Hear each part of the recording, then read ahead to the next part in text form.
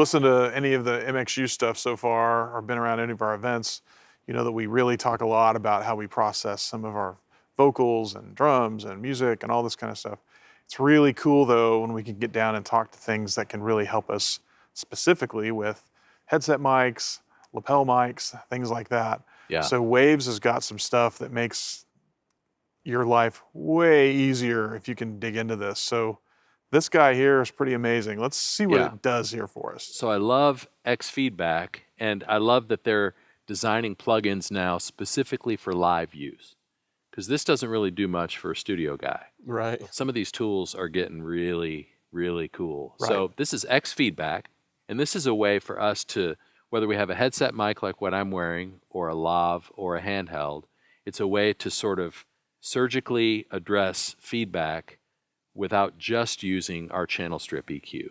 So it's an analyzer that listens to this microphone in the room in real time and can make filter adjustments, add filters and make EQ adjustments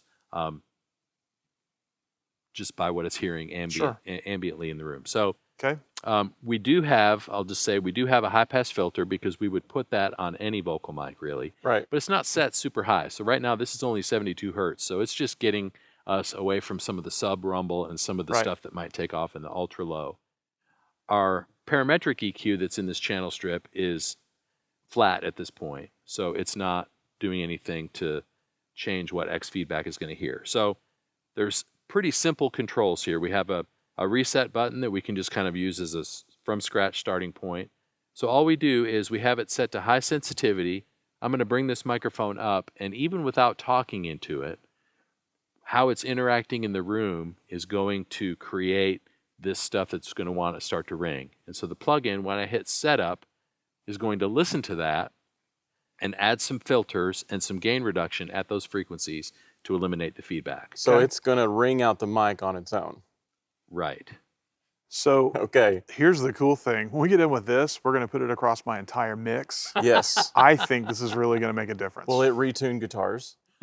It won't fix an out-of-tune guitar, but I will say, for somebody who's less experienced and doesn't necessarily know where every frequency is based on what they hear, this is a great starting point because they don't have to guess. It's a great point. It can give you some really good foundational stuff to work with. Then you add your EQ later to shape the tone. Sure. But this is taking care of the feedback. If this works, this will be my ending point. It won't be my starting point. Okay. I mean, I'll just let this do the work. Good. Well, let's listen and see what happens. So let's bring up the fader.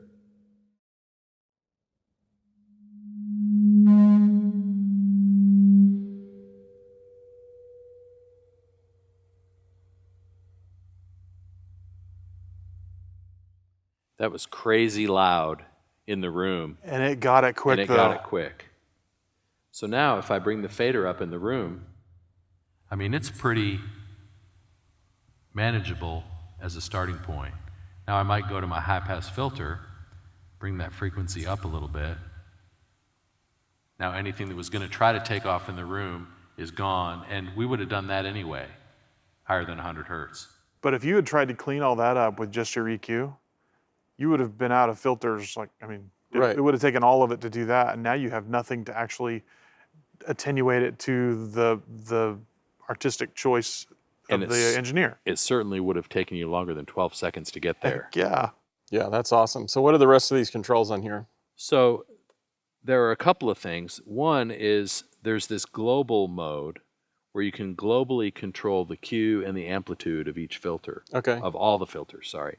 So if we wanted to say, you know what, it was really loud, and so it did a 20 dB cut because of what it was hearing, but that's not very realistic to our program material.